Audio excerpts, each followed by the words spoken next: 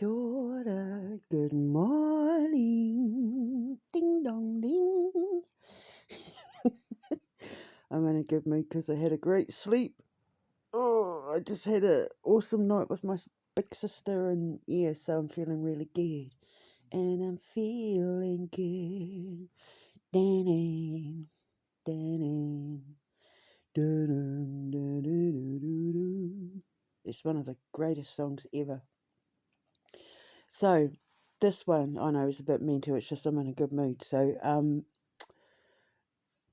one of the products that I'm going to be doing, because, like, see, when I get out of here and I apply for our visa to Canada, because I want to come in on an entrepreneurial business visa to the country that I'm going to be immigrating to, I need to be able to have like a point by point list of all the things that I plan to do with my money when I get there, why I need a visa, and what I'm going to be doing while I'm there, like the whole point of my business model. And I need to be able to say, well, and I want to do this and I want to do that, and then I'm hoping, like, in the future that I can do this and that, to give them a reason to say, yes, your business is exactly what we need. Please come in. But they want to know everything, like where you're spending your money, how you're going to spend it, what you're going to do with it once you're making it, like that sort of thing, because they want to know that obviously you're something that's going to be a benefit to Canada.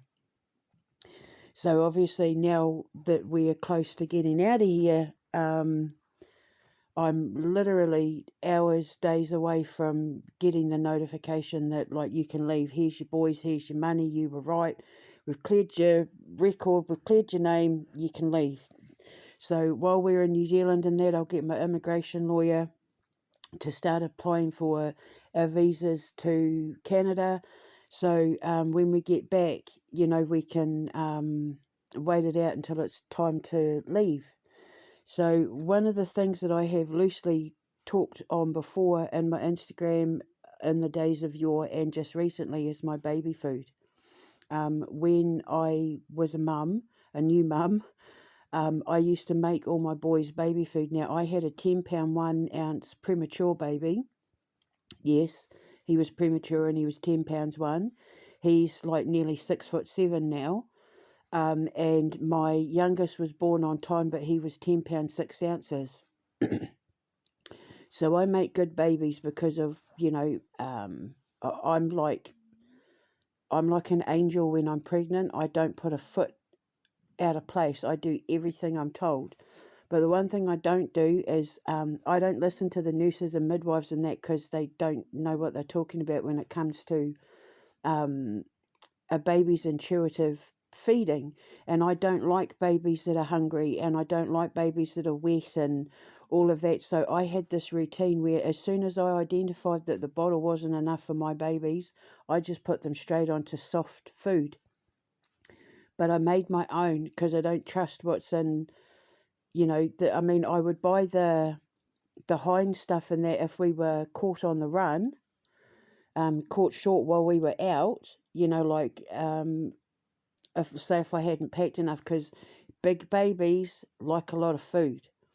And they're not being greedy, they're not being anything. It's just if a baby's crying because it's hungry, you bloody well feed it. I'm a demand feeder, and I feed my babies on demand. If they're hungry, I feed them. What it meant was, because my babies were never hungry, they would sleep right through the night. I never had to get up for midnight feedings. I would have to get up round about maybe 5 o'clock, where I would sort of anywhere between 4 and 5 o'clock, like I'd put them down at 6, 7 o'clock at night. That would be them throughout the whole night. I would pick them up while they were still asleep and put a bottle in their mouth, and they would like bottle feed and all of that while they were still asleep, half asleep, and then they would just go back to sleep again, and then that would be them till 7.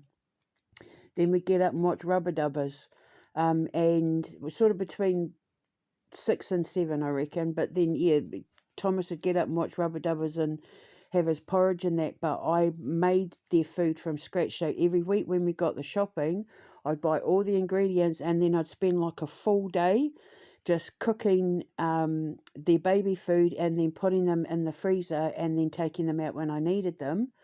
But they loved my baby food, and even like adults loved my baby food.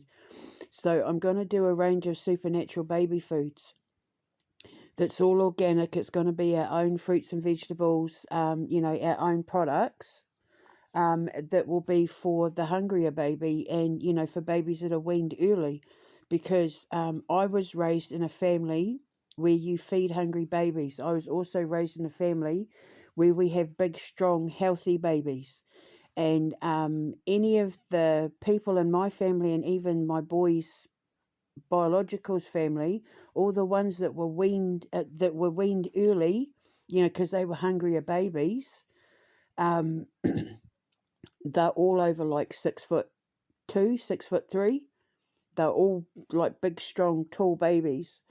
I have a early childhood development certificate with Plunket in New Zealand. I'll put a link in the description box below so you know what Plunket is. I know what I'm doing when it comes to babies and pregnancies and that. I know what I'm doing because I'm qualified to handle it. I got my training with Plunket, and so I'm qualified to handle babies from pregnancy right up to the age of 9 when it comes to their well-being and their education and all of that, like pretty much right up until they start intermediate, really, or middle school, as you might call it. So I'm going to do a range of baby food, and we'll sell them in the store. We're going to have them on the menu in our cafe, and like you'll be able to have them to feed the kids, like your babies and that, in the park, so you can sit in the park, listen to concerts, listen to our kids theatre or our kids productions, feed them the baby food, away you go. Like it's all going to be there. We'll have it on, I keep wanting to say campus. We'll have it on campus. We'll have the baby food in our stores on campus. I just need to find out what the Canadian laws are going to be for, packaging and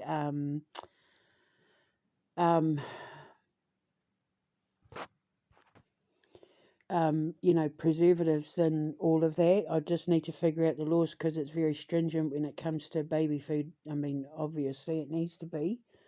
And once I figure those out, then I'll know which of my recipes I used to use. I used to do everything from baby spaghetti bolognese to like baby roast dinners, all sorts of puddings. My baby rices, my baby porridges were always a number one favourite. So yes, I'm going to do a whole range of baby foods, and we'll sell them in the cafe. We'll sell them in our little department store. We'll have an online store once I figure out like the laws for, like I said, for bottling, canning, whatever. Well, we're never going to put anything in cans. For jarring and packaging and, for preservatives and all of that, then I can get all the legal stuff done and then start working on my baby food range to sell in store. So I don't know what I'm going to call it yet, but one thing I can tell you is that it will be biorhythmic. So when the babies eat it, energetically speaking, it will calm them down and it should help them sleep better because I'll infuse it with, biorhythms. Everything will be biorhythmic, so it should settle their tummies and help them sleep. Because I know how to infuse it with, biorhythmic energy, just like with my candles and sprays and all that. So it'll be good for the baby, and it'll be healthy, and they should sleep, and it should help, like, calm them down and keep them quite content little babas. So yeah, so that's my baby food range. I haven't got a name for it yet, but it'll be part of the Superfoods brand, SuperNatural Foods brand, sorry. And Miss Jodine will no doubt be advertising them on promoting them on her show, and I'll promote them on my shopping network. I had about 9 or 10 different kind of flavors, but I can do even more. Once I know what the regulations are. So yeah, so that's my baby food, and I can't wait to satiate the little gremlins inside every hungry baby's tummy. So yeah, that's it. Don't have a name for it yet, but that's the announcement. I'll speak to you later. Have a beautiful day. Ka kite anō. Mwah.